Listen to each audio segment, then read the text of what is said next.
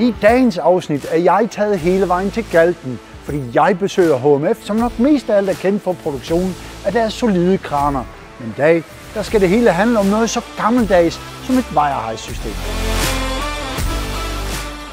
Selve wire-height-systemet er jo rent faktisk mest populært i Danmark, og produktionen og montagen af systemet, det sker jo her i Galten. Men lad os se, om ikke vi kan finde Bjarne, fordi Bjarne, han ved meget mere om det her system, end hvad jeg gør. Jeg hedder Bjarne Bak, og jeg har været ved HMF i 14 år. I dag der sidder jeg i teknisk afdeling og har med udvikling af vores wire-heights og vores tipplader at gøre. Så du er Mr. Wire-height? Det kan man godt sige, ja. Jeg ved jo intet om det her. Jeg ved, der er et eller andet wire, der bliver trukket ud og hiver en kasse op. Det kan være en container, det kan være et lad, whatever. Og det ser jo pisse smart ud. Men kan du ikke forklare mig og seerne, hvordan det her system rent faktisk fungerer? Altså det er sådan, at man bakker sin lastbil hen til en container. Så hopper chaufføren ud af lastbilen, går om bagved, hægter de her 2 wire på containeren. Han sikrer sig hen bag for bilen, at wirene de bliver strammet til, og de ligger, hvor de skal på selve wirerullerne hen bag på wire-heightset. Og så hopper han ind i bilen, og så trækker han kassen op. Det lyder jo så simpelt. Men hvad er det, der gør, at man siger, at jeg vil have et wire-height-system kontra et crow-height-system? Et wire-height-system er at sammenligne med et tipblad. Et wire-height-system, det kan bagtip, og det kan sigetip. Det kan et crow-height ikke. Et crow-height, den kan kun bagtip.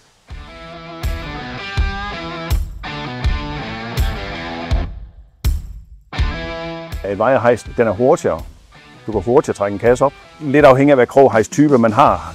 Nogle har knækarm, så man ligesom kan lægge krogen lidt ned, og dermed ikke få foran af kassen så højt op, før den kommer op på bilen. Der er et wire-height mere gunstigt at trække eksempelvis en kornkasse, hvor lasten er levende. Der har man ikke lyst til at få foran alt for langt op, fordi så render korn det bare bagud. Der har wire-height en fordel frem for crow-height. Og så bukseringsmæssigt bruger den jo mindre plads, kan man sige. Den bruger også mindre plads, ja. Det gør den. Vores produkt det skiller sig ud ved, at vores wiretræk, det vi løfter kassen på med, det består af 2 separate spilmotorer med hver sin oliemotor. Og det gør, at vi har, man kan kalde det en differentiale. Det gør, at når vi sætter wirene på kassen, hvis kassen står en lille smule skæv bag ved bilen, når man trækker den op, så vil den her differentiale sørge for, at begge wire de altid er stramme.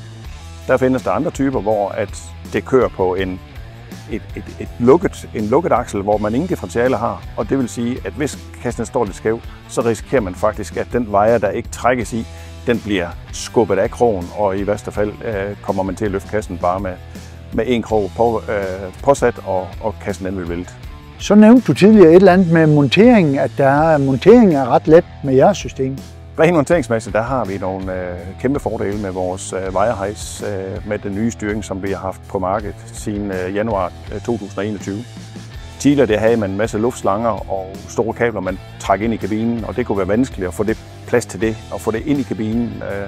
I dag der har vi et enkelt 5 mm kabel, der bliver trukket ind, et genbrugskabel til vores betjeningspanel inde i kabinen, og det gør, at den montagen i kabinen er meget mere simpel.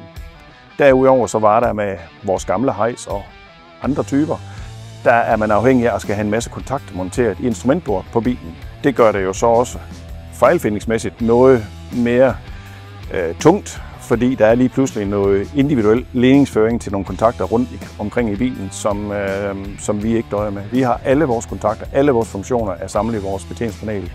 Der er det ene genbrugskabel, der går ind i kabinen, og det er det, vi har af forbindelse til bilen. Så er vi kørende, så er vi fuldstændig uafhængige af, hvordan bilen ellers er bygget op. Hele systemet er proportionalt bygget op omkring proportional hydraulik. Og det vil sige, at alle vores funktioner de er proportionale. Og vores max tryk og vores max flow på hver enkelt funktion, det kan justeres individuelt på hver eneste option, kunden han nu må have valgt på hans wire-heights. Det giver det kæmpe fordel, at hvis man for eksempel har automatsider på en ladekasse, så er det ikke alle automatsider, der skal have lige meget tryk og lige meget flow, for at de kører optimalt. I gamle dage der var der typisk nogle drøvler op under kassen, som man skruede på for at få kassens automatside til at køre jævnt og pænt. Det styrer vi i dag digitalt, så vi styrer, hvad er max flow, hvis chaufføren han rykker fuldt ud i håndtaget, hvad er max flow og hvad er max tryk, vi smider ud til vores A-side. Det gør, at vi ikke vil kvæle bilen, fordi bilen den producerer måske 110 liter olie i minuttet, og vi skal måske kun bruge 25.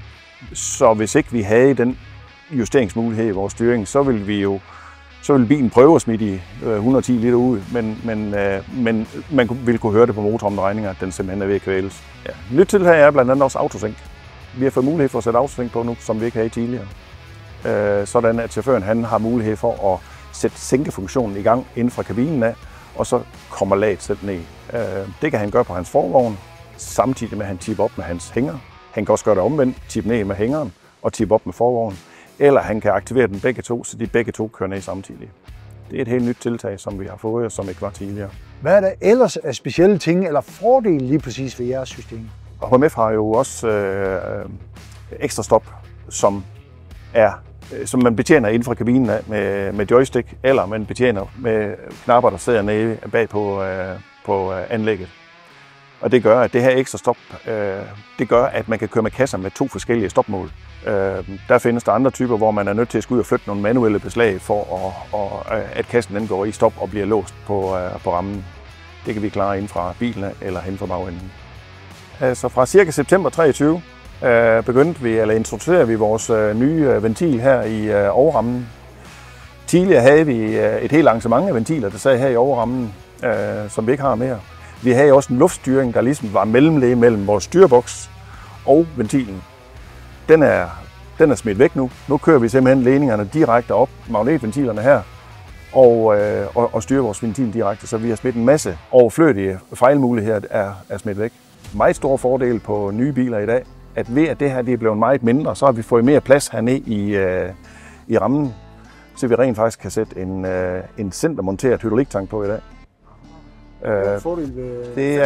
Det er kæmpe fordel ved 5-akslede biler, ja, og 2+2'er, hvor at vi jo ikke har ret meget plads på siden af bilen. De fleste kunder vil meget gerne have en værktøjskasse, og det er der på nogle biler altså ikke plads til. Ja, vi har fået mulighed for nu at sætte en helt op til 160 liters hydrauliktank på heroppe, som ligger heroppe, ligesom man også gør typisk på tipblade, men det var der simpelthen ikke plads til på de gamle, men det har vi fået plads til nu. Tak til dig, Bjarne, men jeg ved, du har skaffet en bil, og den skal vi ud og prøve nu.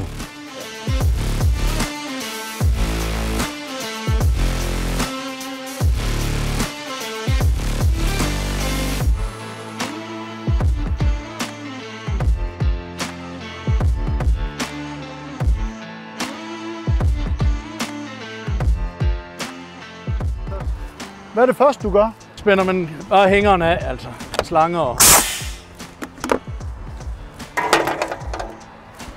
og så skal vi så have vejeren herover.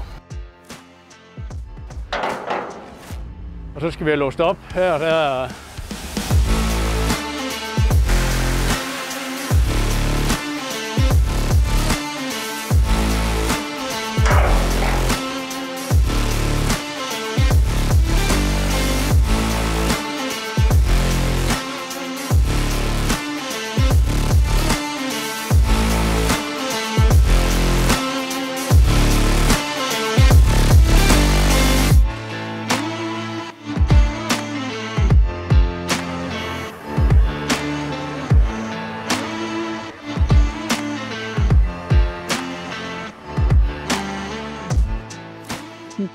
Rico, tusind tak for i dag. Det har været super fedt at få lov til at komme med dig ud og køre. Til jer andre derude vil jeg sige, jeg håber, I har nydt det lige så meget, som jeg har. Det har været mega lærerigt at lære noget om noget helt andet, jeg normalt aldrig arbejder med. Har du lyst til at se mere? Bliv hængende her på kanalen, like og subscribe, og så blinkes vi ved derude. Moine her fra Kalken.